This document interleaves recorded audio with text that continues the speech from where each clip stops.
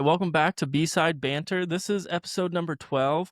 I'm here with Tyson, and you've got a channel on TikTok that you do a lot of music commentary on. I don't know if I'm sure you're elsewhere as well, YouTube, Instagram, all that stuff. I know you from TikTok, but maybe just give us a little bit about yourself, what you do, maybe some of your music preferences, anything you want to say. So I'm Tyson, otherwise known as the official Tyson Jones, otherwise known to a lot of people who know me as the guy who has no ears.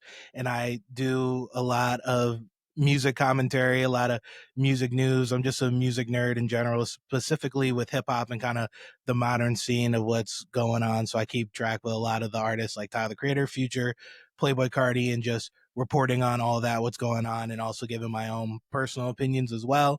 And then on top of that, I also do some on-air hosting with Sirius, and I do the news for them Monday through Sunday with my segment, the Mic Check Minute. And then I also, on top of that, with them, do a lot of festival coverage. So I've done Rolling Loud, I've done Summer Smash, and I've also done Camp Flogno. So I think in total I've done about 5 festivals now, going on 6, hopefully this summer, and then beyond. And then some of my music preferences, what I like, mainly hip hop. I'm not gonna lie, that's pretty much what I listen to. I'm not gonna be one of those people like, yeah, I listen to everything now. I Yeah. really listen to a lot of hip hop. A lot of the people that I stick to and gravitate towards too with my age is probably people I grew up around, like 2016. So like Playboi Carti, Lil Uzi. Kanye used to, but he's being a jerk right now, so I'm good on that right now. Yeah. Drake, Kendrick Lamar, I'm one of those people who actually likes both and Yeah. will continue to listen to both. Mm-hmm. Tyler the Creator, definitely for sure. Trying to think, Frank Ocean, who else? Definitely a lot of those guys I just grew up with. You know, I'm an old head now to a lot of these kids, so a lot of those people I listen to. But I also like some of the newer stuff too. I'll definitely listen to like Ken Carson. Definitely some of the Opium stuff. I love West Side Gun too. I was just listening to his new project he dropped this morning. I'm really all over the map. I just love pretty much everything except country music. Yeah. Well, and it's hard enough keeping up with one genre that you really, really like. So to like get into 3 or 4 or 5 genres or to say I listen to everything, like that's tough. That's a lot of music. You're not able to There's really. so much music that just comes out on like a weekly Mm-hmm. like basis. And one of the things that, and I guess we can just get right into it, at least for me, real quick, is just album length in general. Like someone like me who consumes a lot of music all week and also just has a full-time job as well. It gets so annoying that every artist wants to release like a hour plus long project. A lot of people don't understand, like that's a lot of time to like sit there and think and like for me, like I think and give my opinion. So it's not like I can just listen to in the background. Like I gotta like actively listen and understand before I say something about it. Yeah. So there's just like so much on a weekly basis. And it's like an hour album, like getting somebody to sit there, that's like a movie, you know. It's like that's a long time to sit there. So it's just like tough. And definitely I'm one of those people, it's like if I don't like this album like 2-3 songs in from someone I don't really know like that, like I'm not gonna invest because it's just like I could be listening. Why am I gonna spend an hour to listen to stuff I don't like when I can listen to the stuff I don't like? Maybe I'm just getting old. No, I think that's a pretty normal thing. Like especially I do think a lot of people are listening to albums, like full albums, more than they used to. But I think that's a pretty normal thing that like you start listening to a few songs, you're like, this is my thing. Like I'm not gonna waste my time. Unless you're specifically bound to having to talk about that. You know what I mean? Like as a creator, then that's different. But from as a Especially with casual the no listener. features too. I'm like, like I like you, whoever I'm listening to, but like 20 songs and no features, like I need give me something. The only person right now who I could listen to a 30-song album is Cardi. He's the only one who's acceptable. Even with that, it was like It's 30 long. songs is still too long. I'm happy about it, but like at the same time, I'm like, 90 minutes of see ya. I love it, but at the same time, it's a lot. Yeah, luckily with Cardi, like his song length for the most part was just a couple minutes. So like, can you imagine if those were 30 like 3 to 5 minute songs? Like that would just be that would be so long. But I'd much rather have like a shorter album with a lot more songs with like Yeah. I wouldn't mind like a 3 to 5 minute song with like he did with Ken Carson or Destroy Lonely or some Mm, other of his contemporaries. That's why I honestly like the ones with Kendrick because it was something different. I know a lot of yeah. people have a lot of mixed opinions on that, but Yeah. I Yeah. liked it. I enjoy it. And sometimes also the other thing with these albums and some of these artists, like sometimes I just like fun. I just like two artists that I enjoy on a song together, and I'm happy about it. Yeah, yeah, totally. Yeah, I thought that was it was definitely unique, and there's lots of, like you said, lots of opinions on Kendrick and why he's linking up with Cardi and stuff, and whether or not it was a good choice for him in terms of what he's been trying to represent. But it's fun. It's just fun. It's just plain fun. So it's like it's hard. You have to like hold. It's almost like a paradox. You hold these two things together where you're like, Yeah, this is kind of weird, but at the same time, like this is kind of a dream come true. Like two of these great artists that I would have always loved to see together are actually together. So I don't know. It's like if Kendrick and Drake like did a song, you'd be like, this is so weird. They just were fighting like intensely, and now it's like, oh, like I don't care a little bit because like this is kind of cool. exactly. Yeah. Um, so let's get into some of like this commentary that you do. What are some of your favorite or some of the best storylines to be following right now? Um, yeah. Right now, I'm thinking because they're coming off a lot. This has been such a monster year for music and hip hop Mm-hmm. in general, and it kind of Yeah. makes me laugh a little bit because one of the storylines that I hated for so long is how everyone was like, "Oh, hip hop is dying, hip hop is dead," Yeah. all the way back in 2023. But look forward about 2 years later, it's stronger than ever. I mean, Kendrick Lamar with his dominance on the charts and just Mm, GNX and about to go on tour. You got Playboi Carti with his dominance with everything he's doing with music, about to go on tour as well. yeah. You got smaller artists really doing their thing. Like I was listening to JID's new song this morning. I'm super excited for that album. Everything going on with Dreamville with him, and also waiting on J. Cole for his next album. Mm, I think really just all the big dogs are just finally back. I feel like it took a while after like 2020, 2021 for a yeah. lot of these artists to kind of like get back. And I feel like we're finally back in a place of normalcy. Travis Scott, too, doing Coachella and all the stuff he's doing with WWE Yeah. Yeah. as Yeah. well. Yeah. I think it's huge. Also, that was just announced.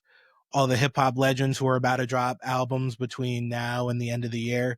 It just seems like we're really getting back to music dropping, and a lot of it was before everyone kind of want to be mysterious and kind of want to be Mm, away from music. Now we're really back to everyone wants to be out there, and they realize, if I actually drop music, I can actually make a lot of money, and the fans are really going yeah.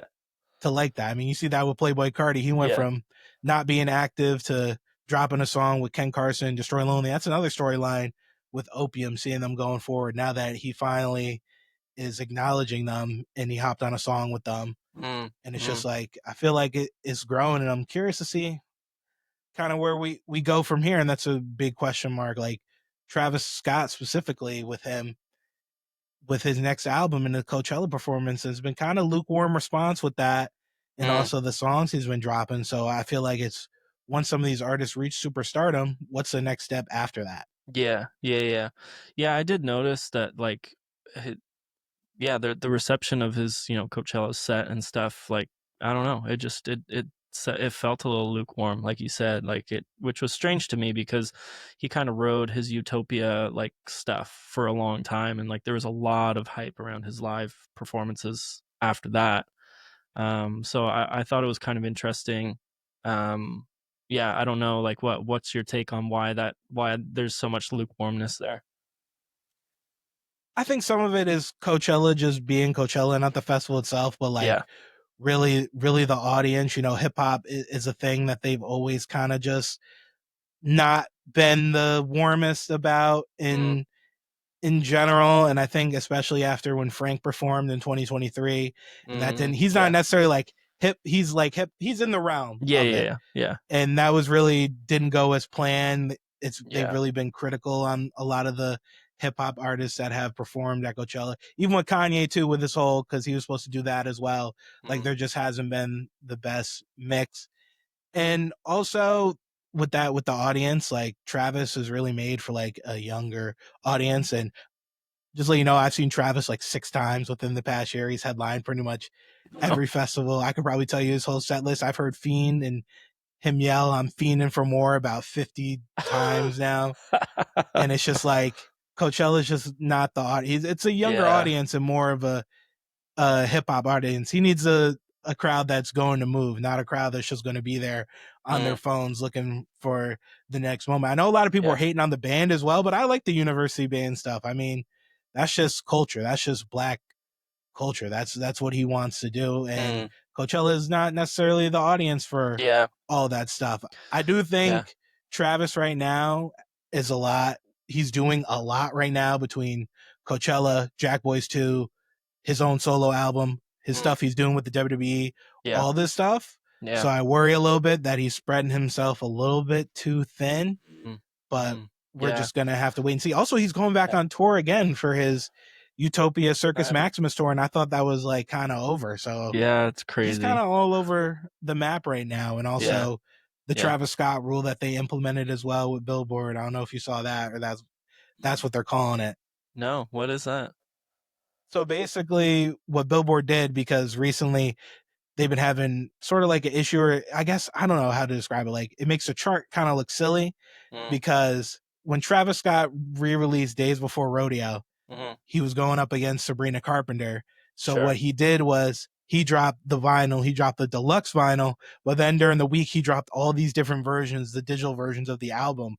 So Mm. there was like a chopped and screwed version, there was like a live version, there was a version with songs with the song Houdini, which I joked was going to be on the album way before to get sales, and I can't believe it actually happened. And the Yeah, funny part yeah. about that was it was like a YouTube rip that he just put on there, Mm. but they did basically anything to inflate the sales so that he could go number one, which he ended up doing. But the thing is, the week after, I think it was reported it was like the biggest fall off by an album that went number one on the Billboard Yeah, top okay. 1 200. And I Yeah, think it okay. was the quickest from number one to completely fall out of the charts. And then Mm. with 4x4, he did a thing with the CDs where some of it went to LA wildfire relief.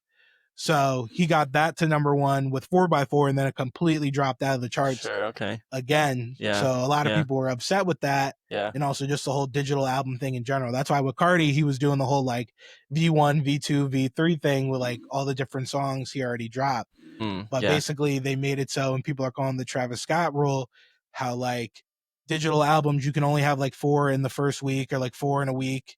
Okay. And I think they have to be like pre planned. You can't, I think you have to have it before like the album drops. Like you can't just drop in the middle of the week. Mm. They Okay. changed the prices of like vinyl and stuff, because what a lot of people were doing as well is that they were doing $5 vinyl Yeah. to Yeah. boost their sales. Yeah, why not? Yeah. Like Nav right now, he sold a lot first week, Mm. but it's because he had 50K in pure sales. Or like French Montana, and that was a whole giant thing that happened Yeah. where the vinyls, because I also collect a lot of vinyl as well. Sure. Yeah.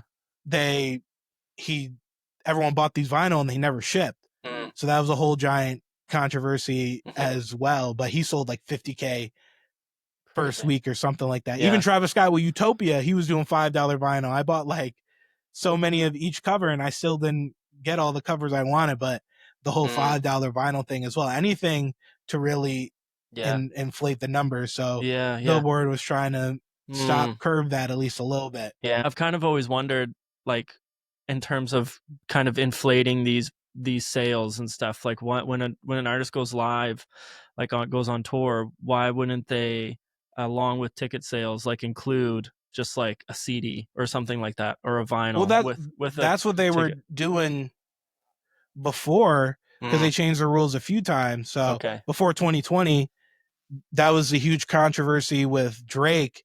And I forget who it was, the artist, but Drake dropped Dark Lane demo tapes, and the other artists had, because that's what people would do too. You bundle tickets with a you just get the CD on the side. Mm. So they did that, and it knocked Drake out of the number one spot, I believe, with Dark Lane demo tapes, and Okay. stopped his streak. So that's why for a while Billboard stopped with the whole like bundle thing, Mm. because that's what was going on. And that was like the issue with Nicki and Travis back in all the way in 2018 with the whole Astroworld thing, Mm, because he was bundling all that stuff.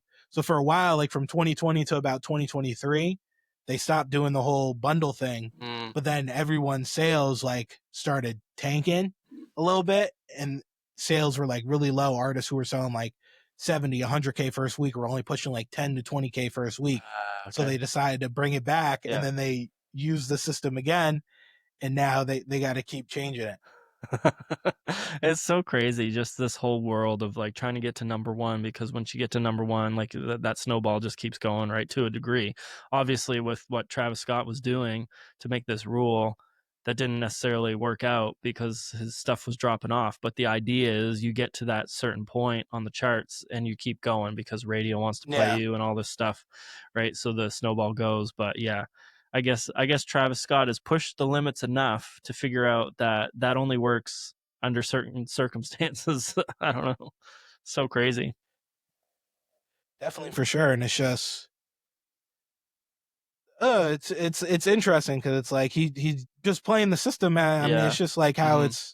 how it's made. I think they just don't like songs and albums just disappearing Yeah. that quickly Yeah, yeah. off the chart. They don't want their charts manipulated like that because it Yeah, makes them look totally.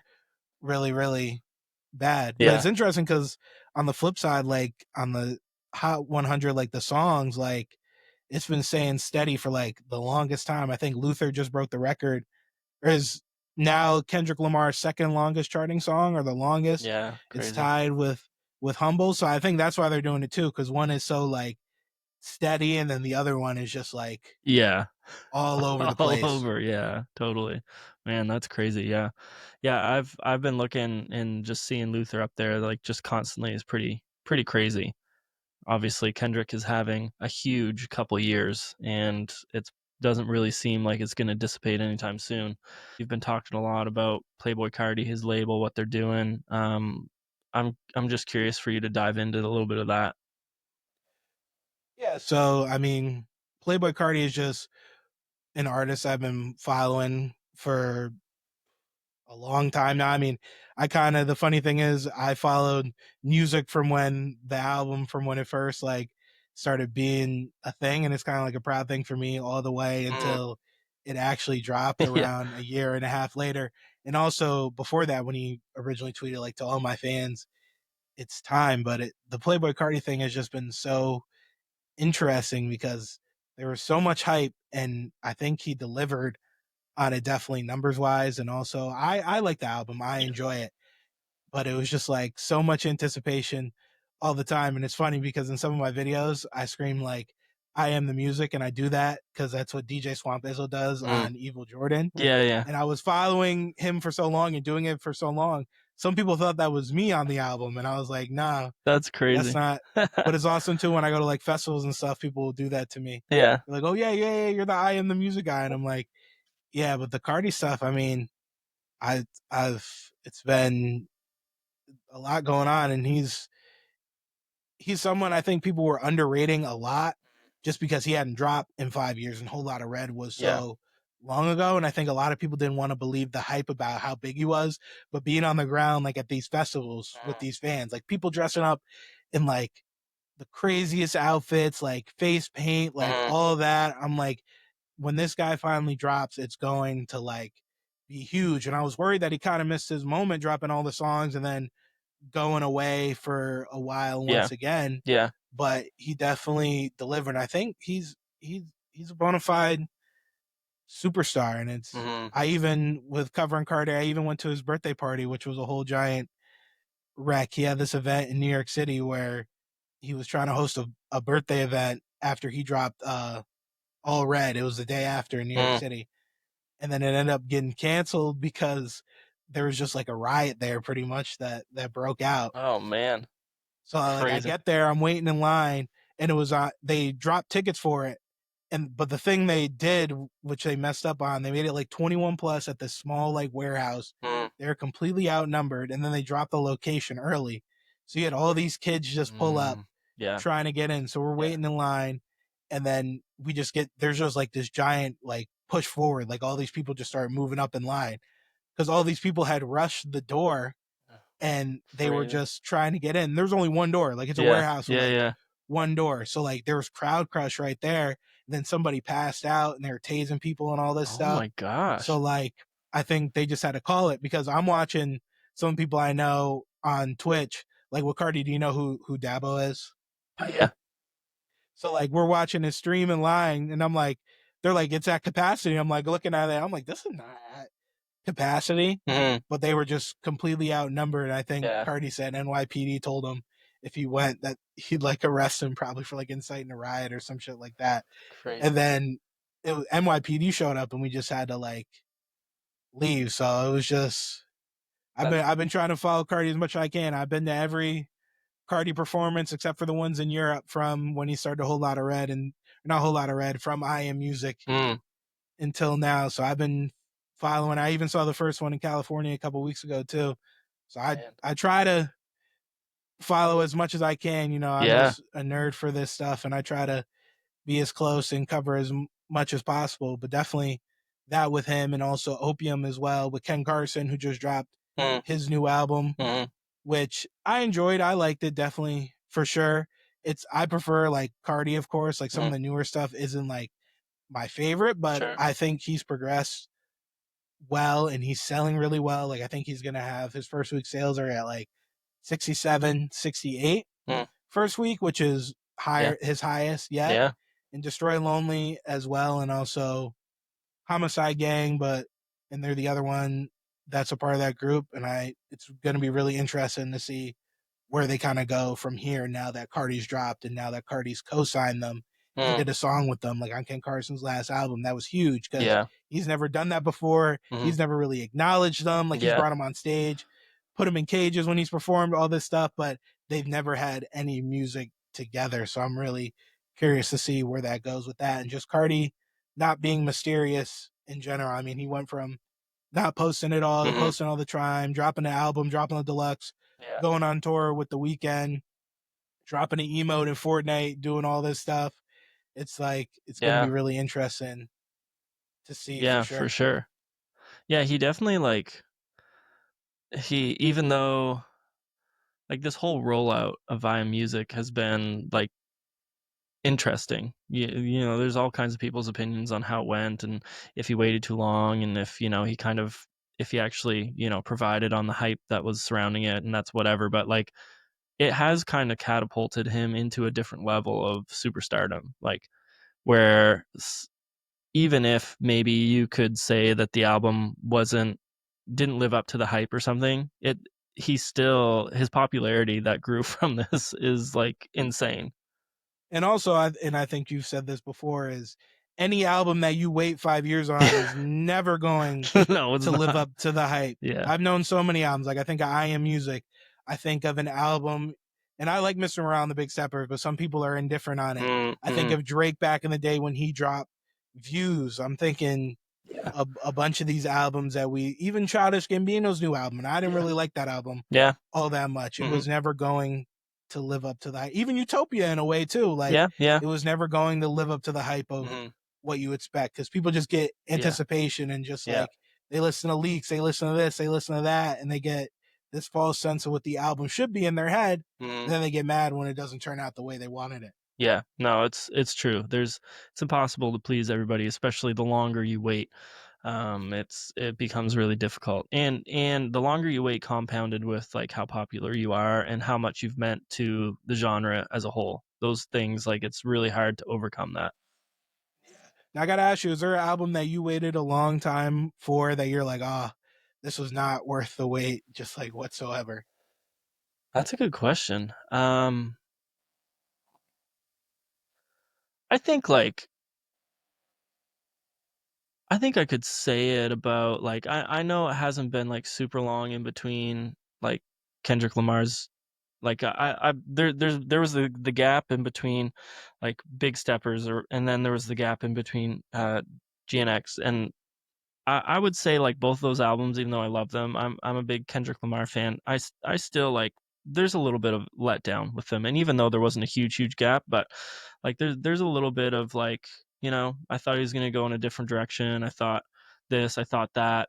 I just think it's really tough, especially the more you like somebody, it's just so tough, and especially if you've like really latched onto an album. I guess one um I really enjoy Bon Iver, and he just dropped his new album, and I thought it was really good, but it's it's just not gonna be what I want it to be, because I Yeah. want it to be groundbreaking. I want it to be something that has never been done before, and, like, I really enjoy the album, I probably listen to it a lot, but in the end, it's like, there's still some unmet expectation there. Even though I love this artist and I'm gonna say I love the album, that expectation is unmet a little bit, because you have these kind of grandiose ideas of what you think it might be like, and whatever. So Yeah. yeah.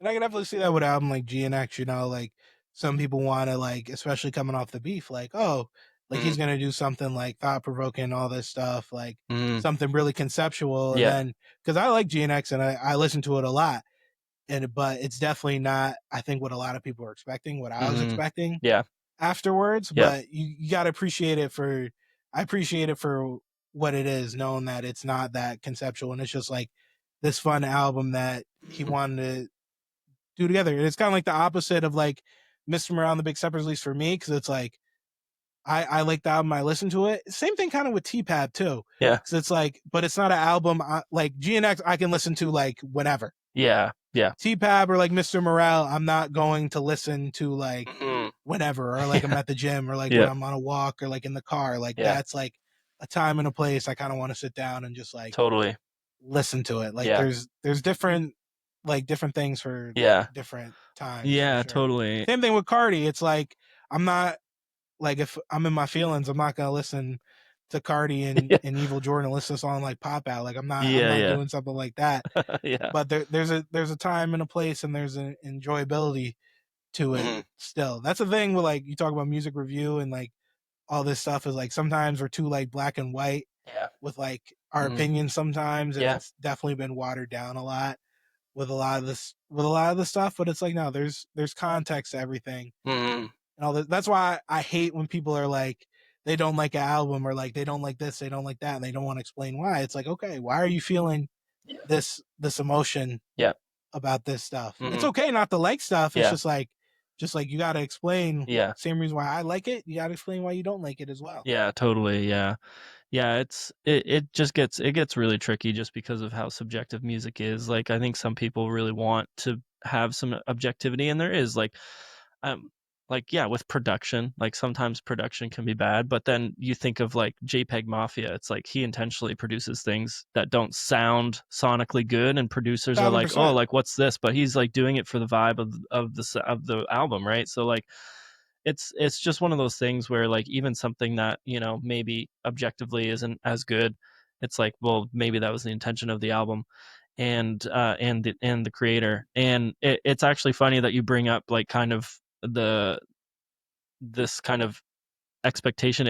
I find it funny when I think of Kendrick, because I was a little disappointed with Big Steppers when it first came out, even though that's one of my favorite, because of the direction he took emotionally in that. So I was like, because he was riding off of these three albums that were just like huge albums. He's talking a ton, like he's just really getting philosophical, political, in human rights, really focused, and just loving it, loving that, loving what he's saying, all that. And then he gets just really introspective with Big Steppers, and I Yeah. was kind of disappointed with that. But then when he drops GNX, I was kind of disappointed that he was like, it was almost too surface level. I was like, so it's funny how like even though I was a little disappointed by the way he took Big Steppers, now that Big Steppers is out, I like it for what it is, and I actually really appreciate what he did there. And then I'm like disappointed with the next one, because I was like, ah, it's not quite like I wanted him to do, like from Big Steppers, right? So it's funny how your perceptions just change as an artist decides what they want to do next with their next project and stuff. So And I think what you're saying is also important as well when talking about like music commentary and music review, that I feel like there's a lacking of. And there's people like Fantano, who I really appreciate for this, even though a lot of people might not, is that we don't get enough of, I feel like, and I don't, this might sound like wild, but like saying like something is like bad, or like I don't like it. Like I feel like sometimes we're mm, so focused on like trying to not get people mad with our opinions, that it's Sure. like Yeah. we kind of don't like you said, you're like, yeah, I don't really like it that much, which is perfectly fine. I'd much rather you be honest like that than be like, oh yeah, it's the greatest album of all time. It's Yeah. goated. Kendrick Lamar did a sing again.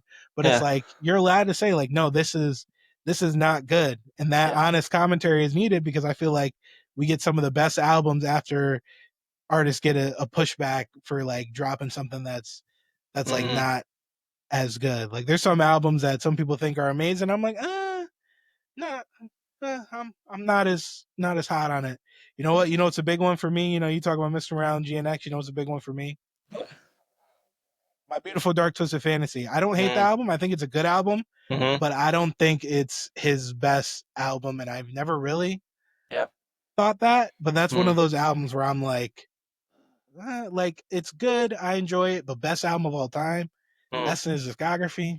I'm Yeah. good on that. Or Nothing Was the Same by Drake. I'm like, I like it. I listen to it a lot, but there's just albums that Mhm. I like more. And also, like you say, being critical, like it's very important to just how we consume music. Yeah, and I think it's really important to like to realize your opinion can change. And I think that sometimes we get entrenched in something that we've said as like content creators for this specifically, and especially if you're really heavy into the review side of things, you feel like once you say your review, you have to stick to it no matter what. And like I think to some degree, yeah, you don't want to be flip flopping all over the place, but like if like 3 or 4 years down the road, like you're like, hey, that was a mistake. Like that wasn't as good of a review as it should have been, or that album's grown on me now, or I just didn't understand it at the time that it was released. And I feel like people kind of get scared away from that. And maybe it's like I do feel like you mentioned Fantano. I do feel like sometimes people that have those big personalities, like he does, he almost like feels like he can't walk things back. Sometimes he does. Like I've seen some of his stuff where he like will be like, here's some, reviews that I was wrong on.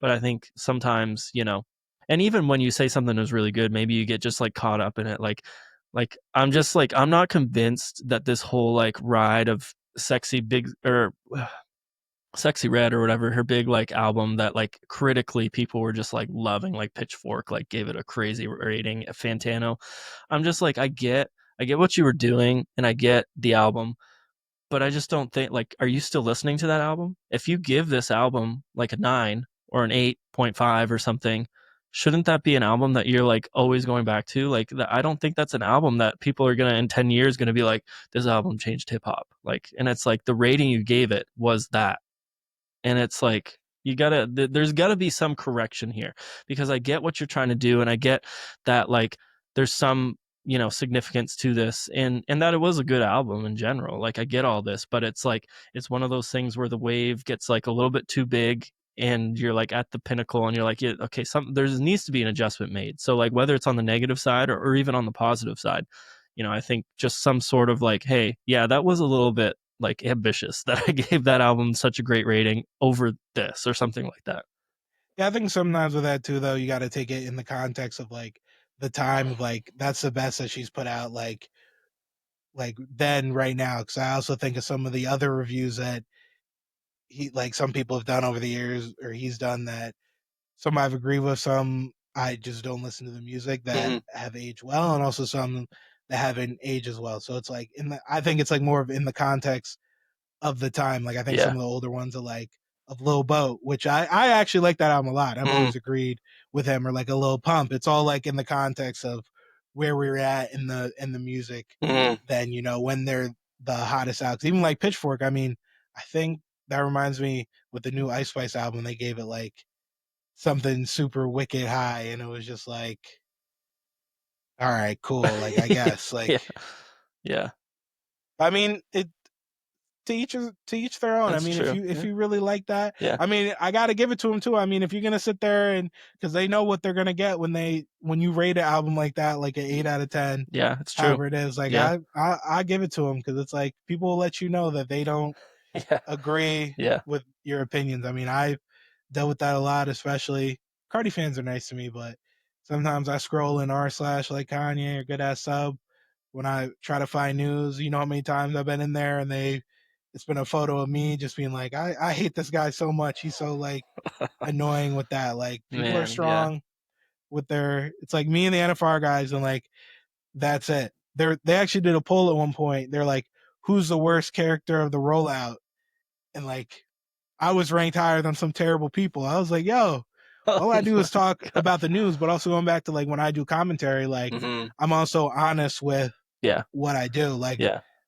especially with like people like Kanye or Cardi, like I'm gonna say when like what they're doing is like terrible. Like when Mm, Kanye was using AI and like vultures too. Like, nah, that's whack, that's corny, mm. and I don't like it. Also, the album is not that good. Yeah, yeah. Or like just when Cardi doesn't drop and all this stuff, like yeah, I'm annoyed and I don't like that. Especially the night of the album dropped, I was like, dang, because he had me. I was up till midnight. I was all dressed up, had my best suit and tie on, and Mm, yeah, he didn't drop. And then I I know. woke up again in the middle of the night, 6 at 3 a.m. Still didn't drop. And the thing was, I had to work a full day, and then I took a flight to California to go watch him in concert. So I was like, That's crazy. Yeah. but it's definitely important to like, you can talk about stuff and appreciate music and art and rap and hip hop, but also you don't have to agree with everything that the person Mhm. is doing or what they put out. Because Yeah. and I just think that's really just super important. Yeah. No, absolutely. Yeah, you don't have to die on that hill, like, and you can disagree with stuff, and you can be also okay with people that disagree. Like, obviously, it's different if somebody's just a hater to be a hater, and like, you're getting some of that in the Kendrick Drake beef, like, people that are just really like superficial, like not like, surface level fans that are really getting into this dialogue, and it's like, come on, like you don't, you just want to be in this because it's just volatile, and you like the tea. It has nothing to do with like whether you actually, have an opinion on it or whatever. So like you do get that, but I think for the most part, fans just have a hard time with other people, like with somebody that disagrees with them, or somebody that, might not think that their favorite artist is like the best person in the world. Especially with the stan culture of everything now too. Especially people Mhm, talk about like the Kendrick Lamar and Drake beef, and we're nearing like 1 year on mhm, that whole weekend, and it's just like they're still going at it, and still I see more of the Drake side of it just because whenever I'm on Twitter, that's just what I see, mhm. and I just see all the time, and I feel like they're honestly doing it more maybe, but it's just like constantly trying to find ways to dig at Kendrick, Mm, and vice versa as well, and it's just like I'm a normal person who just enjoys like both. Like yeah. I still listen to both. Yeah, but yes, I think Kendrick won and he won by a good margin. But Mm, it's like it's not going to stop me from listening. The only thing that's only tainted it for me was just the whole lawsuit thing. I was kind of like, that's not really all that cool to me. But mm, I'm still going to listen. I mean, it doesn't have any personal stakes in it yeah, for me. yeah. That's the thing. These people like these Aubrey's attorneys, like they're like they think like there's like personal stakes involved Mm, for like them with like this lawsuit. It's like no, that's not like what's going on. And people mm, attach themselves like mm. with that parasocial relationship, like your besties with Drake. Like no, you don't know him. He don't know you. Same thing with Kendrick and all these other artists. Yeah, yeah. Absolutely, yeah.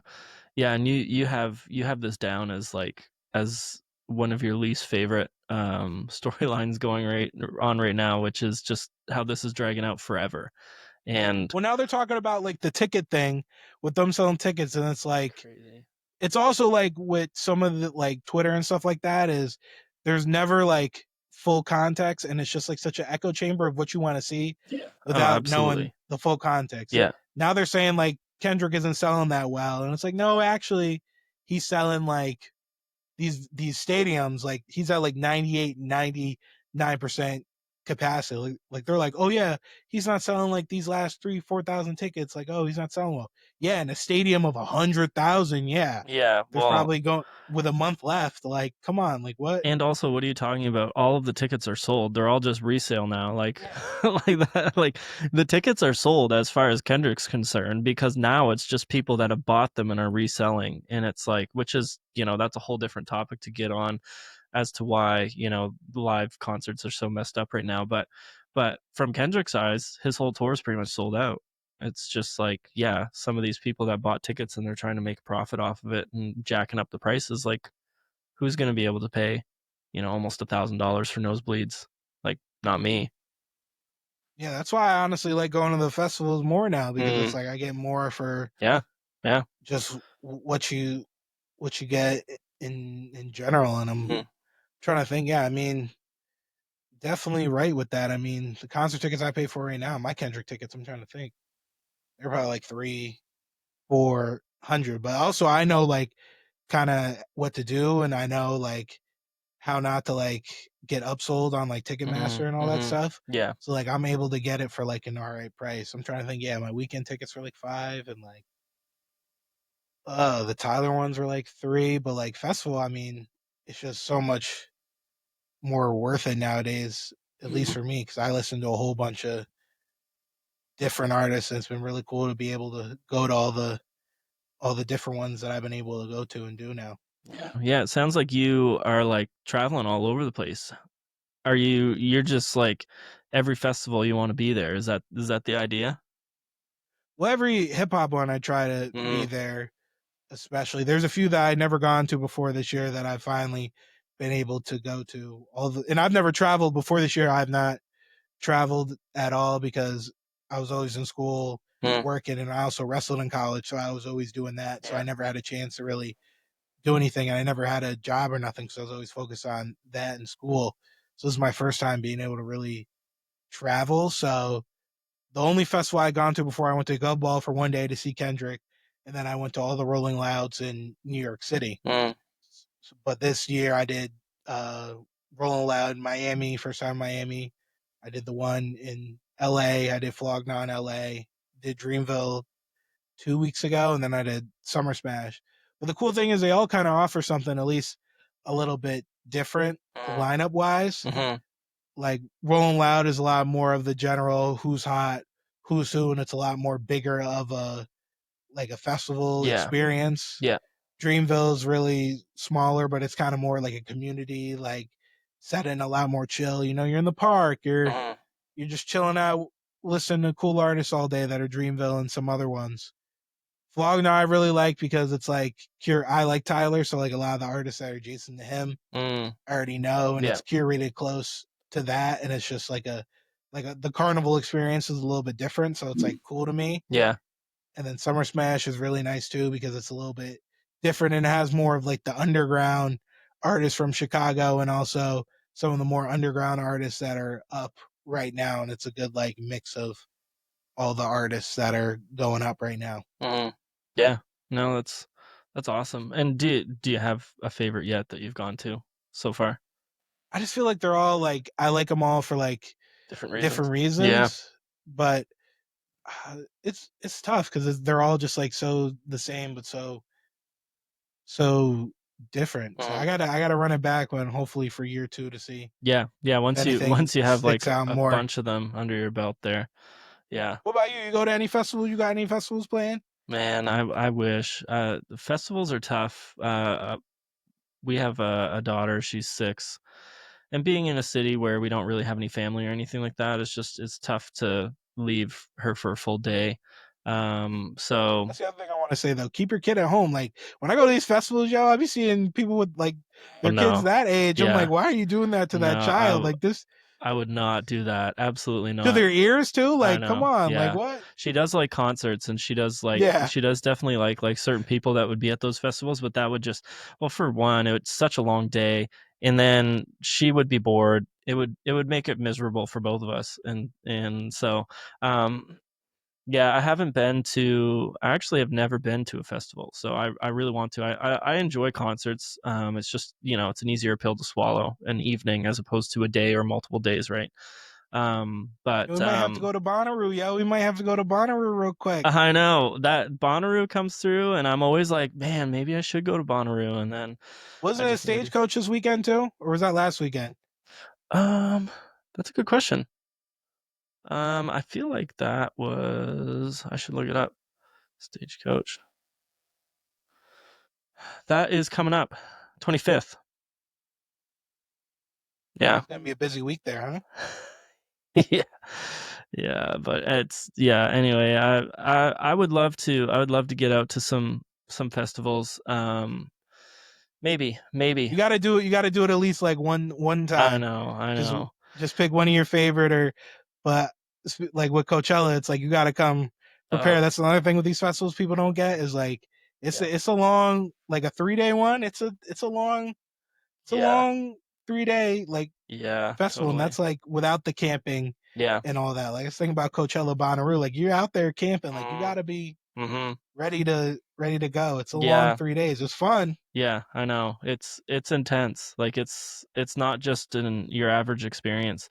Um, yeah, Bonnaroo would be a lot of fun. It's in the middle of nowhere. Like it's not like yeah, I don't know. It's like an hour and change outside of Nashville or something in like this small little town. So it's like it's kind of a cool thing that way. But yeah, I've thought about a bunch of different ones. And I'd love to do it just because you know you just get to see so many different artists that you I'm gonna love. take you into the pit too. Yeah, I'm gonna take you into that Cardi pit. Man, I would be there. I would love that. You know? No, you got to do it one time, but nowadays I'm like I'm good on it because it's just like, Yeah. and that's the thing with these festivals too. People don't get that. It's like when you're in these crowds of people and you Yeah. get to the front, and they're Mhm. like, I can't believe it. It was so wild. Like never again. It's like, what did you expect? Like you're in the front of this crowd of people. Exactly. Do you not understand how physics work? Like when I did my first rollout in 2019, I lost my shoes in the crowd at one point That's because we crazy. were just moving back and forth and just I've done it a few times, but like that first time after that, I was just like, Mm. okay. I did a show, an episode with a guy that has done some writing for Pitchfork, Olivier Mhm. Lafontaine, and he said that he went to I can't remember which festival he went to, but he went into the Ken Carson pit, and both him and a buddy and both their phones got stolen, and I they had my came phone out stolen and to they the were festival. they Yeah. found their phone cases on the ground, and like he was like it was just a bunch of young like kids, and he was like and he's not that old, like he's like I'm like if you're calling them young kids, I don't like are they 12? But he was like I think he's like 22, maybe 23, and he's calling the like so obviously they're like teens, right? So it's just it's a whole different experience. I have been in pits before. I'm when I was in high school, I was like really into alt rock, so I've been in some serious mosh pits. That's a real like. It's a war zone. It's a war zone. It's a battlefield, man. But then there's some people that take it too far, and I'm I like, know. all right, like we're moshing, but you don't gotta like. And there's some like like Hmm. big dudes, and Yeah, it's like you don't gotta like kick me in my back, yo. Like you don't yeah, gotta like. There's a point where it's like, okay, now you're just being like hurting somebody just because you mm, got some weird thing going on where you yeah, like that stuff. Like, yeah. can we chill? But it's funny with that. I lost my phone at rollout too one time. It was the second one I went to, and I survived ski mask, but then I lost it during like Lil Yachty or like Hmm. some shit. And that was the time Cardi performed in the rain actually Okay. at Rolling Loud, Yeah, New York. So yeah, like I was already defeated. It was that was a really like yeah, fun concert experience yeah, with that. yeah, That was the first time. The second time he did a whole lot of red, but that train ride back was like, yeah. oh, because it was so Brutal. cold, and I Yeah, was just like, yeah, yeah, but man. it's definitely something you got to do at least one time. Yeah, for sure. Yeah, it's and yeah, these festivals are getting so big. Like they've always been big, but like just influencer um culture has just like like just the fact that like Lollapalooza, like the whole Chapel Roan Lollapalooza thing where she's playing like those are massive crowds. Coachella Yeah. is insane now. Like it's so busy. Like all of these festivals are just like they're just getting so packed, so full of people, which is, you know, that's obviously from the festival's perspective, that's what they want. But to a degree, like a lot of people are just saying like I know a few people that enjoy going to festivals and that's kind of something they've done for a long time and they're like it's unbearable. I don't even know if I want to go anymore. Like there's just the people that are there, how many people are there, how insane they get. And it's like, yeah, I get it, but like you kind of sign up for that a little bit. Like you know there's going Yeah. to be a little bit of wildness when you go to a festival like that and That's why I say, like, why are you going to the front of the stage then if you don't want to be around yeah. all of these Yeah, people? Like, yeah, if you don't want to get what did wrecked. you expect? Yeah, totally, Or the totally. other thing I hate at these festivals too, and this is like my biggest festival pet peeve probably, is like the people who are there with like their partner, or, like their girlfriend, whoever, and they put them on like their shoulders, and I'm Mm, like, okay, I guess you're the main character and nobody behind you can see. Like seriously. Yeah. that's cool. Like you're Yeah. lucky somebody doesn't come topple you over right now. Mm, Like it's just like, but I feel like with the festival etiquette, with how large the crowds have gotten, it's definitely been a mixed bag with that mm-hmm. as well, because it's just like it gets to a point where it's like I don't even know if if you can have any etiquette with some of like how Yeah. big these Yeah. crowds are. Yeah, it's true, and, like, it's impossible from, like, a sound person perspective to, like, adequately, mix sound for that big of a crowd. Like, when I was looking at the size of the audience at Lollapalooza for Chappell Roan, I was like, some of these people probably can't even hear at all. Like, they're just like, "I'm just here to be in the crowd." Like, the crowd Yeah. spans forever and ever, and even if they can hear, like, there's no way they're time delaying those speakers that far back. So it's like they're hearing her singing. It's like a 10-second time delay on her voice. It's like it would and be crazy. and you speak about that, and that's a really interesting perspective that we don't hear a lot about, that because I don't work in that side, and I guess I Mm. take it you work with some of that stuff, right? A little It's bit, like, not a ton, but enough to know a little yeah, bit. but it's just like with some of these artists, it's like I can barely hear them. Like Mhm, mhm. Cardi when he's performing, like you could sometimes hear him, but then it's like with people like Kendrick, you can hear him, and also like the whole like thing with like backing tracks and all that is like a Yeah, whole other giant yeah, can of worms mhm. with some of these artists. But you're definitely right. It's like you're just there for the vibes and just Yeah, to the hear them say experience one kind ad of, lib. like, to be there in the crowd and to be like, "I was there for that moment," which is, that's just as valuable as an experience. It's just a different experience, I think, like, you think of different concert goers in different ways. Like, you've got a big stadium tour, and you're there more for the performance almost than you are, especially with big pop artists. Like, you think of Taylor Swift, you think of Sabrina Carpenter, you think of Olivia Rodrigo. You're there for their performance even more than the songs necessarily. And that's kind of what these big stadium tours have come into, like, have started to mean. And then you get into more smaller intimate venues, and like that's when you're there to like share like these good moments with artists. And then you're at a festival, and it's almost like you're there for the cultural experience, and you're Yeah. there to like listen to as much music as possible and to hear like it's kind of like a little bit of music discovery at the same time. You can hear some smaller artists that maybe you've never heard of. So it's like they're all different experiences, and people value them for all different reasons. And yeah, when you're at, like, if you're a sound guy at a friggin' festival, you're just like, at some point you have to give up. You have to be like, I can't make this any better. Like, this is just as good as it's gonna get. Like, I don't like, there Yeah. could be like, I'm designing this soundscape for 10,000 people. Like, if there's 100,000, like, I guess they're screwed. Like, I'm not doing anymore. They've given me this much budget. So it's like they do what they do, and then yeah, it's all a mixed bag. It's a mixed Okay. bag. Sometimes you Are get there any? amazing performances, and then sometimes you get ones that Yeah. you're like, woof.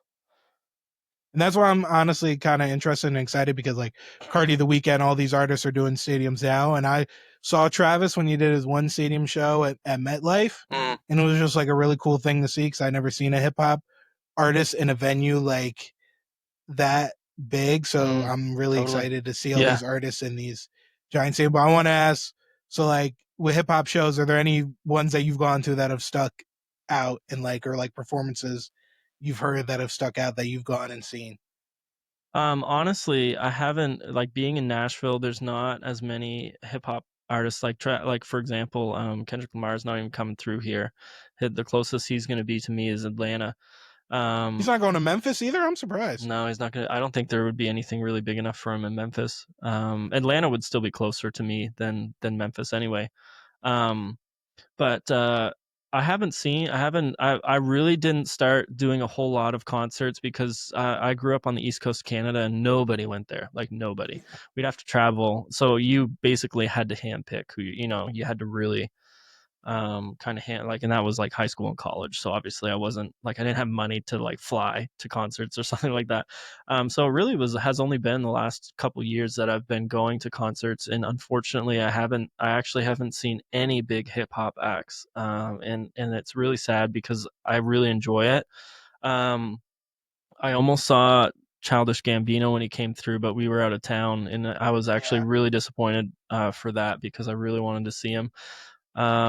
And but like I said, there's not a lot of people that come through here, and it's really slim pickings.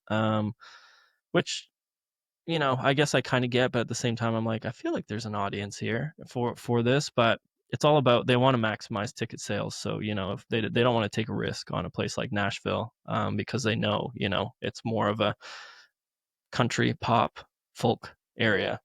That's so interesting too, because I have a few friends who live in the Midwest. Not like some live in Chicago, but some who live in like my one friend Chris who lives in Missouri, Hmm. and he's like, yeah, I got to drive like 5 hours to go to Yeah, like, he would. and that's so weird to me because Yeah, like I have Boston right next to me, and I also have New York City, and also yeah, Connecticut with Hartford, so yeah. it's like You've got everything.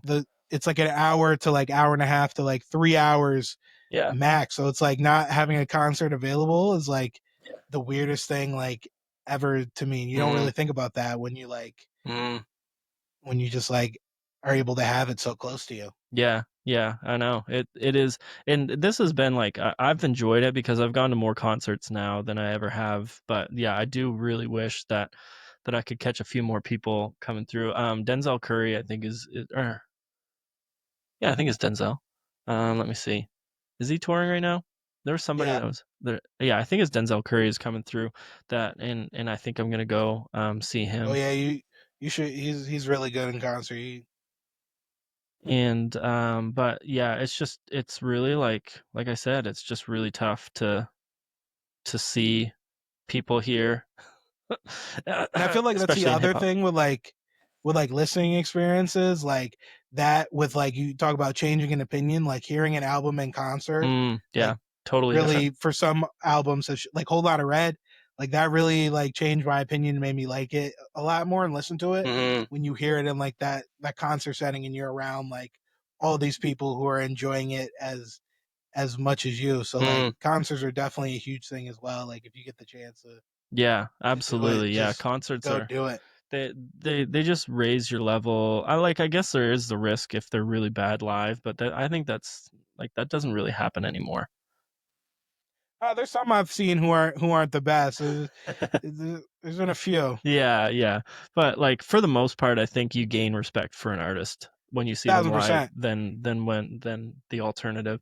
A big artist that I grew up listening to is Blink-182, and they were infamous for being just horrible live, just drunk or high out of their minds and just not good. Like Tom DeLonge is not a good vocalist, so live he was way worse. So like you get some of that a little bit, but for the most part, Yeah, if you get into a concert, you're gonna be like, that was amazing. I loved it just because the crowd energy is there. Everybody's all there together for this one thing.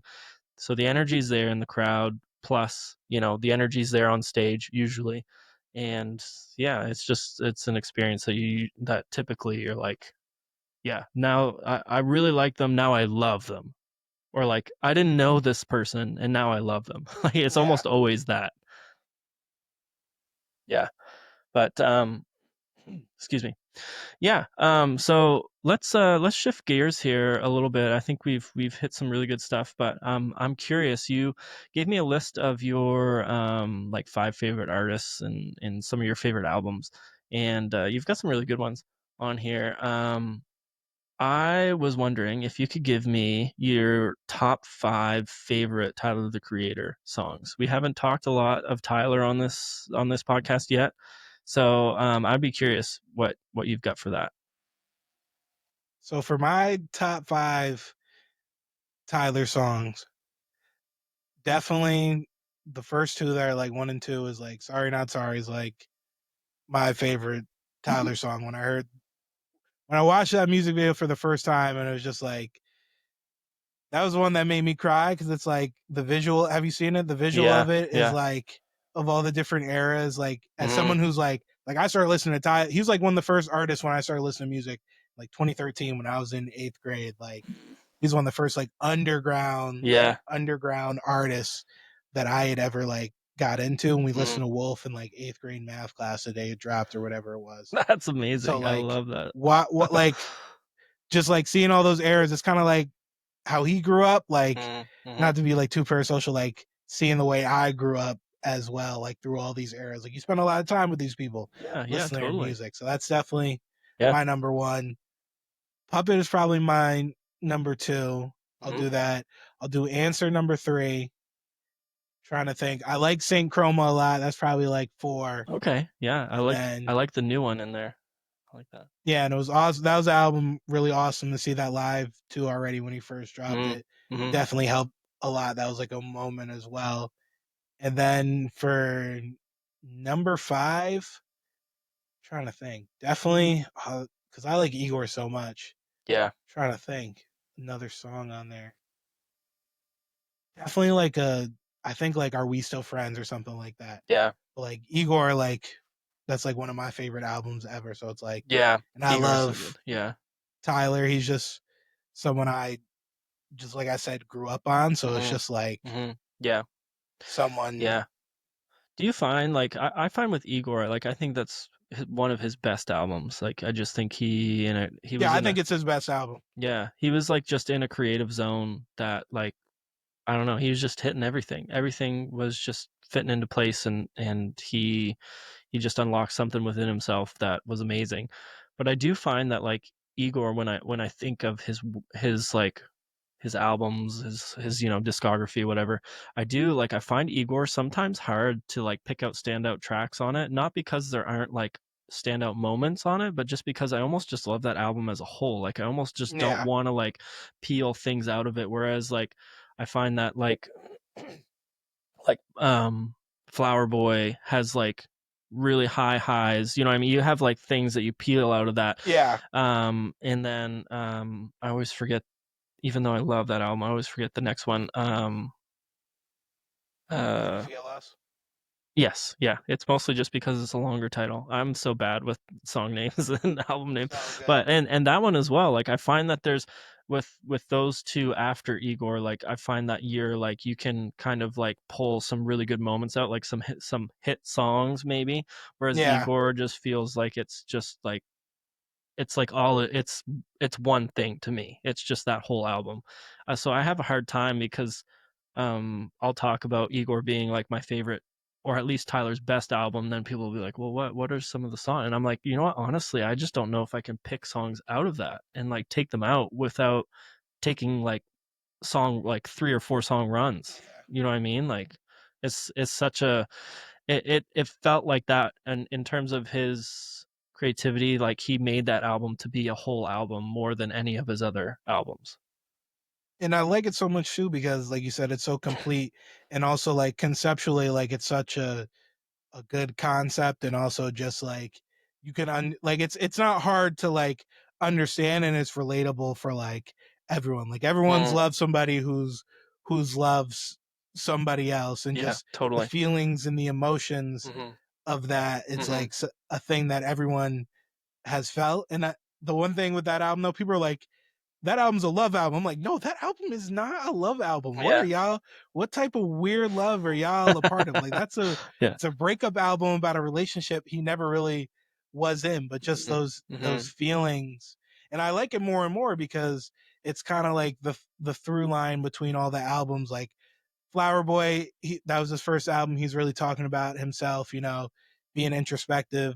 Then Igor talking about the relationship he's in and just like needing that. And then Call Me If You Get Lost being more like him flaunting and kind of like showing off his ego, but also Mhm, at the same time being like, I'm still not happy. And then like Chromacopy is finally like, okay, I accept myself mhm. and Yeah, yeah, what is going on with my life yeah. at this point. So like every album he drops, he gets like just like better and better. But sonically, Igor is just such like a fusion of just everything, and it's just like so creative. Mhm, That's mhm. the one tour I wish I got to see him on, but I was still Yeah, so young, not yeah, and I couldn't like afford the tickets. mhm. That I always regret I never got a chance to see him on because I just love that album so Yeah, much. that would have been an amazing tour to be on to be a part of for sure. Yeah.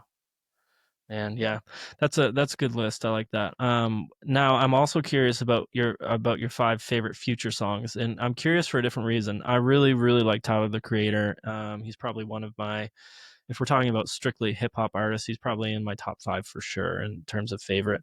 Yeah. Um, But Future has always been like on the periphery for me. Like I've always liked Future, but I've never been really into Future. He's always been somebody that when I see him on on a feature or like listen to some of his stuff, I'm like, yeah, I could really get into this. But like he's never been like Yeah. the main artist for me. So when I run into people that are really big Future fans, I'm always just curious, like, what are some of your favorite Future songs? Because yeah, I guess it's just weird when you don't look at an artist in that way, when you're like, I like him but he's Yeah. not my favorite, and then somebody's like obsessed with them. Not I'm not saying you're obsessed with him, but he's in your top 5, so you obviously really like him. So He's just the reason why I like him so much, at least, is like growing up, like he was another one of those artists that like the Atlanta trap sound. Like he was one of the first artists yeah, that pioneered that, especially like absolutely. DS2. And also I was an athlete all the way through college. Hmm. So like Future was always like an artist that like me and my friends are listening to like at practice or like Yeah, whatever. yeah. Especially I really like Drake, so like What a Time to Be Alive is like one of my favorite albums Hmm. ever. So like Yeah. listen to a lot of his stuff, just like working out and just his delivery, and like when he's on, and some of the stuff. And I feel like, yes, people say he's like a mumble rapper, and I get it, that's an antiquated term, like that's outdated. Mhm. But like when you listen sometimes to like what he's talking about, it's like, damn, like that's some real shit. So like top 5 songs like with that, like Married to the Game, like that's like one of my favorite songs just Mhm. like ever. And that whole DJ Esco mixtape, definitely that. Thinking What a Time to Be Alive, a lot of those songs. I'm trying to remember what's the first song on that album. But like that one, or like Live from the Gutter is a really good one. Mhm. From DS2, songs like Stick Talk, Thought It Was a Drought. Yeah. Even some of the newer stuff that he's dropped, like even like his one he did with Metro, like a song like GTA is like Yeah. really, Yeah. really good to me. Or like the song Like That, or just that whole album in general. He just sometimes when he hits these pockets for like the right producer, it's like it's really good. But also I can see at the same time, because he does drop like a lot, why people are kind of like get burnt out by him. Yeah. Yeah. But it's just like his sound and his voice is just something unique to me. Mhm. And without him, we wouldn't have like a lot of the artists that like a Thug or like Playboy Carti, or like Mhm. really a lot of that Atlanta trap wave and sound that we have now. Yeah, totally. Yeah, like there, especially this last. I was talking to a guy.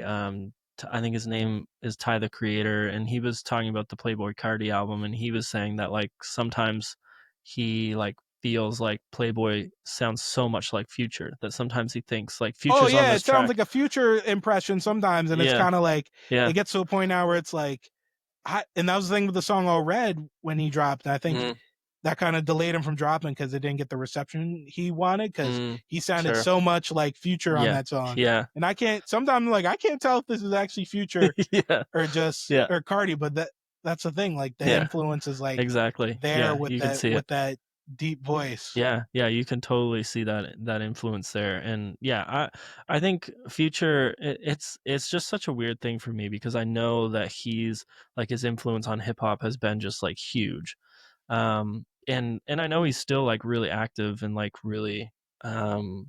still putting out some good stuff. Obviously, like his collab with Metro was pretty huge, and like But he's can I doing his throw own an stuff. asterisk there with that too? Sure. His R&B shit, I do not like that shit at all. That's the only Okay. asterisk with that. Sure. It's like he dropped the thing with Metro, but then he dropped We Still Don't Trust You, and I'm like, oh, Yeah. I don't. Yeah. That and his Hendrix album, like I Mm, want Future talking to me about like whipping it up, doing whatever, hollering mhm. at whoever, getting money. I don't need him singing me a love song or a love ballad. Like Yeah, yeah. keep that, like you're not Frank Ocean. Like keep that to Yeah. like Yeah, stay in your lane kind of thing. Yeah, I just think like yeah, he's got such influence, and he absolutely, if he wasn't around, hip hop, the soundscape of hip hop would be totally different. Um, so it is interesting though, because like even though Hip Future's still kind of having his moment, a little bit, and Kendrick is definitely still having his moment, and Drake is still kind of relevant as well. It feels like there's a little bit of like passing of the old guard onto the new guard to some degree, because you look at Playboi Carti coming up into the forefront of hip hop. Travis Scott. Travis Scott's kind of like a bridge in between these two groups, and Tyler the Yeah. Creator would probably also fit into that. Like they're kind of a bridge in between. But my question to you would be like, who? We obviously know Playboy is huge right now, but who are some of this kind of new guard of like hip hop awesome? Denzel Curry might be somebody that you'd put on there, but like who's kind of this new guard of people coming up that are going to kind of take the reins from the Kendricks, the Futures, the et ceteras.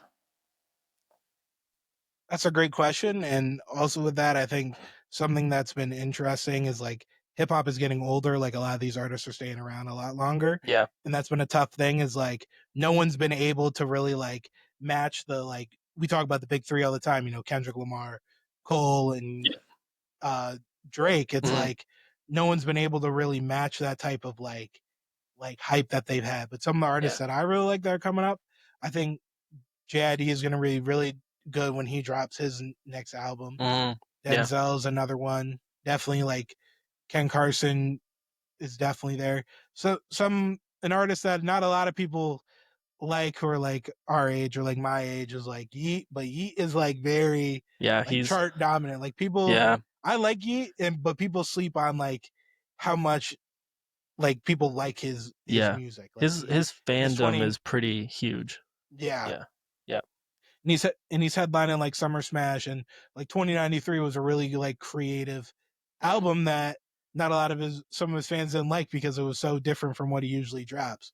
Trying which to is think so who that's else. so funny. Yeah, With Travis, Don's definitely moving forward in the right direction. mm, Trying to think it's just so tough because these artists are just they're so just present and so dominant and that these people are in labels under them that there's kind of like a ceiling sure. right now to how big they can be because they're under that person. So it's like you Yeah, kind of got to wait and see in them yeah. to What do you branch what out on their own. Keem too, but Keem Keem? doesn't Yeah, like to drop. He's been in hiding mm, for however long. So yeah, that's the other thing too. Some of yeah, these artists drop an album yeah. They and gotta then they just dip. yeah they gotta kind of keep some momentum. Um, what do you think of like JPEG Mafia, Danny I Brown? love Peggy. Yeah, they're kind of like riding, even though you wouldn't probably consider them to be underground anymore, but they're kind of like the kings of underground, if that makes sense. Like they kind of Yeah. rode through that, and now they've kind of got a little bit more of reputation in front of them. And Peggy's really cool because he's independent and he does everything on his own. The term underground is so like weird now because it's Yeah, like it is. underground, but he has like a couple million listeners and he's Yeah, listening yeah, with seriously. like Kanye. Like there's the underground is kind of like a gray area Yeah, yeah, now because and also people can go so viral so quickly. yeah, So it's totally. like one moment nobody knows you, Yeah. and then the next moment you're like a superstar. Hmm. Definitely Peggy is someone who's really good. I'm trying to think who else. I mean, issue is a lot of these artists they just don't drop enough to be Yeah. like so present to Hmm. be a superstar. That's really the biggest barrier I feel. What do you feel about like Tizo touchdown? I know that he had like kind of a moment riding his big feature on Utopia, and then he dropped his own album, and like there was quite a bit of hype around him for a while, and now he's just like you said, he's just kind of dropped into oblivion almost. Yeah, I actually liked his album that he dropped. I've I did Run It too. Up Yeah. is one of my favorite Tyler songs as well. So I like his feature on that Mhm. as well. Yeah. I think and his album was like that's one of those albums like I just like fun music. Like it's Yeah. goofy, It was really it's fun. silly, like Yeah. yeah, and I know a lot of people like not hip hop but like from other genres were mad about it because it's like Mhm. so out there and it's like Really? Yeah. genre bending and Yeah. people It are like was. this is Yeah. not real like rock or like Yeah. It's true. whatever Yeah. it is or Yeah. like real alt or whatever it Yeah. is. So but yeah, it's just like you got to just continue to like once you once you got something you just got to keep going. That's really like with anything, like Yeah. even with this is like you got to just be Yeah. consistent with it. The It's more true. consistent you are, the more like you got to work at it. Like there's no overnight success. Like you have to Hmm. work at it regardless Yeah. of what you do. But I can definitely see why some of the artists with like how critical some people are, and this is the other thing I want to say about saying something you don't like. Then there's people who are like just trolling and also just like Yeah. being mean, and like Yeah. that's their whole personality Mhm. is not liking something. Yeah. Where I can see where some of these artists get tapped out, and they're like, yeah, like this is a lot all at once. Yeah, well, yeah, and some people recognize that, like, that's what gets views is the negative take. Like, positive takes don't often do that, the negative takes Yeah, do, so you can very easily get yourself in as maybe a, commentator or something, you can get yourself into a rut where you feel like you have to be negative about everything because that's the only thing that people pay attention to. And then yeah, it starts getting hurtful when it's actually not constructive anymore. It's just like you got to have something negative to say about something. yeah, definitely for sure. And it's just I don't yeah, it's like it's tough. I mean, that's why I'm like I can under kind of empathize a little bit. Like we talk about like Fantano before, like when these people are doing too much, I'm like, Mm, motherfuckers are crazy. Like this is like we're doing the most for like what? But also going back to like artists, like the parasocial element, mm. like there's been a lot lost, especially with like 2020 and all that stuff, with like how we treat artists Yeah, that's and true. like how Yeah. we communicate with them. Hmm. A lot of it has like, and with these kids with like their social skills, like they don't like these artists aren't like here for like your entertainment only. Like they're Hmm. people as well. They're not Yeah. like Yeah. things. Like they're Yeah. not like toys. Like you gotta like Yeah. Yeah. they got Definitely. feelings and Hmm. all this other stuff. You can't just Yeah. say whatever to them. Well, and like we're getting to the point where like artists are starting to resent their fans, and it's like it's I mean, sad. look at like Chaperone, right? Like Yeah. she's just like Seriously. Yeah. get because some of these people take it way too far. Like she's not here just for you. Like she's a person. Like Mhm. same thing with like I even see with like Frank Ocean. It's like he's still a person. Like I understand Yeah. you want new music, but like Yeah. yeah, you're just gonna have to just like wait. Yeah, I know. Yeah, it can get pretty intense, and yeah, it's tough. It can be really tough for artists to kind of navigate through their fan, especially if their fans become like kind of cult like, kind of like these cult followings, which you see like it's hard for artists to navigate through that. And then it's like it's hard for fans to navigate through like Yeah. artists being volatile because like sometimes that's just what you get. Sometimes the person you really like their music from is you like their music because they are like really like volatile, like that's what their whole Yeah. music is on, and so like you kind of have to take that how it is. So I don't know, it's an interesting, I do agree with you that I think things really shifted after 2020 just with how the relationship with fans and their artists and everything has just kind of shifted really drastically, and it's just kind of a weird frontier we're in now where yeah, like you said, one of the biggest pop stars out there can like basically resent her fan base.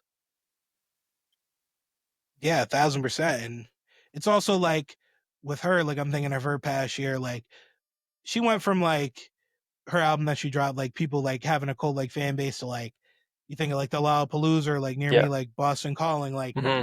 100,000 people Yeah. like within a year, Yeah. within a couple months, like Yeah. wanting to listen to her, and Yeah. everyone like being on top of you all the time, wanting something from you, wanting to talk to you, wanting this, wanting new music from you. It's like it's jarring. It really is. Like, Yeah.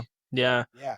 Yeah, and it happened so fast for her. Like, she had her tour already planned. Like when the whole Lollapalooza thing just like popped her off. Like, and she was making a stop here in outside of Nashville at a smaller venue, outdoor venue. It's like maybe like 3,500 seats or something.